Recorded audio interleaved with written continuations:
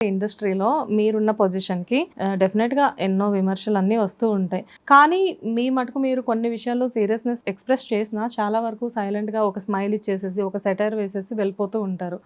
Humour అనేది like అంటే అదంతా ఓన్‌గా వచ్చిందా? లేకపోతే ఇండస్ట్రీకొచ్చి ఇక్కడ నిలబడాలి అంటే ఇలానే ఉండాలి అనుకున్నారా? అంటే ఇక్కడ జీవితంలో అందరికీ అవమానాలుంటాయి, పొగడ్తలుంటాయి, అన్నీ ఉంటాయి.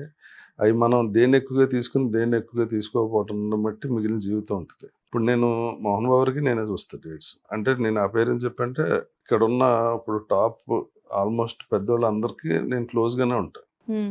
మన గురించి అవతలోడు ఏదో చెప్పటం, అది ఒక్కోసారి ఆడెట్టుంటాడు కాదులే అనుకోవటం, ఈడుకున్నోడు కని ఉంటాడులే అనుకోవటం, ఇలా రకరకాలు జరుగుతుంటాయి. రోజుకో ఇష్యూ ఉంటది. అవును. కొన్ని మనల్ని అడగొచ్చు, కొన్ని అడగకుండా ఆళ్ళు మనసులో పెట్టుకోవచ్చు. మీ దాకా రాకపోవచ్చు. రాకపోవచ్చు. హ్మ్. ఇప్పుడు ఇయన్నీ ఆలోచనతో కూర్చుంటే మనం ఏ పని చేయలేం. ఇప్పుడు మీకు నాతో పనుందనుకోండి, నేను ఎంత ఎదవని తెలిసినా మీరు నన్ను వాడుకుంటారు. నాతో పని లేదనుకోండి, నేను ఎంత మంచోడినని తెలిసినా మీరు దగ్గర రానివ్వరు. నాతో పని లేకపోతే మీకేముంటది? హ్మ్. సో, అలా ఫిక్స్ అయిపోయి, నా ఎగోని ఇక్కడ మా చెప్పుల స్టాండ్‌లో వదిలేసి, అలా అలా తిరిగి మళ్ళీ చెప్పులేసుకొని ఇంట్లోకొస్తాననమాట. ఏదైనా ఎగోయే అండి. నన్నంటారా అనుకుంటే దొబ్బుద్ది.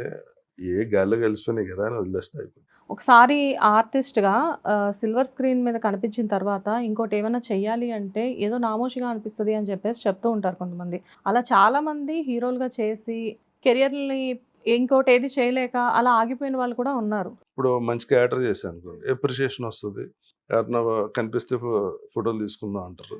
లేతే ఆటోగ్రాఫ్‌లు అడుగుతారు. అది దేవుడు మనకి మన డ్యూటీ మనం చేస్తే ఎక్స్‌ట్రా ఇచ్చిన ఒక గిఫ్ట్. యెస్. అది మనం వేరేలా తీసుకున్నాం అనుకోండి. వీళ్ళందరికన్నా మనం చాలా డిఫరెంట్ అని ఇలా ఆ!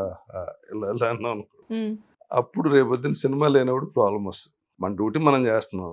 దానికి మనకు డబ్బులిస్తున్నారు. అందరూ అలాగే చేస్తున్నారు. హ్మ్. కానీ మనకి రోజుకొక యూనిట్, రోజుకొక క్యారెక్టర్. ఎవ్రీడే కొత్తగా ఉంటది. ఎవ్రీడే ఎనర్జిటిక్‌గా ఉంటది. ఇది గాడ్ గిఫ్ట్. ఇచ్చినందుకు దండం పెట్టుకొని హ్యాపీగా ఉండాలి. అంతేగాని అసలు మనమే ఇక్కడ అని ఇలాగా ఆ! ఇలా మొఖానికి మాస్కులెట్టుకొని, నెత్తి మీద టోపీలెట్టుకొని, పరిగెట్లెట్టుకుంటా ఎవడో గుర్తుపట్టకపోయినా పరిగెడతా ఉంటారు కొంతమంది ఆర్టిస్టులు. హ్మ్. నేను 'రవితేజ' సినిమాకెళ్తే సినిమా క్లైమాక్స్ అవ్వకుండానే ఒకడు ఇలా చొక్కా ఇలా ఎత్తుకొని ఎళ్ళిపోతున్నాడు. "ఒరేయ్! చూడు ఆడెవడో ఆయన ఓ పెద్ద హీరోలే నువ్వు వదిలేయి" అని 'రవితేజని'. హ్మ్. 'రవితేజ' అప్పటికి పెద్ద హీరో. ఇప్పుడు ఆ సినిమా అయిపోయాక అదిగో 'రవితేజ' అంటారు గానీ ఎవరు పాపం డిస్టర్బ్ చేయరు సినిమాకెళ్ళినా. హ్మ్. ఇప్పుడు నేను థియేటర్‌కెళ్ళి సినిమా చూస్తా కదా! రీసెంట్ మూవీ ఏం చూసారు? 'పెద్ది' థియేటర్‌కెళ్ళి చూసొచ్చా. ఓకే.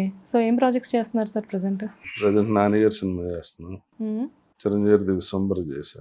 ఇంకా హీరో చేస్తున్నా. ఒకటి 'వైల్డ్' అని ఒక సినిమా స్టార్ట్ అవ్వబోతుంది. అది మెయిన్ క్యారెక్టర్ అందులో. మెయిన్ క్యారెక్టర్ అంటే క్యారెక్టర్ ఏంటో రివీల్ చేస్తారా? అంటే సైకో కిల్లర్ లాగా ఉంటది. సో, మరి పాడ్‌కాస్ట్‌లు ఇవన్నీ ఎప్పుడు చేస్తున్నారు? అంటే నేను ఇలా టైమింగ్ అలా పెట్టుకోలేదండి. ఎవరన్నా నేను ఇలా పాడ్‌కాస్ట్ చేస్తున్నాను ఓకేనా అంటే ఎళ్లి చేసి వచ్చేయటమే.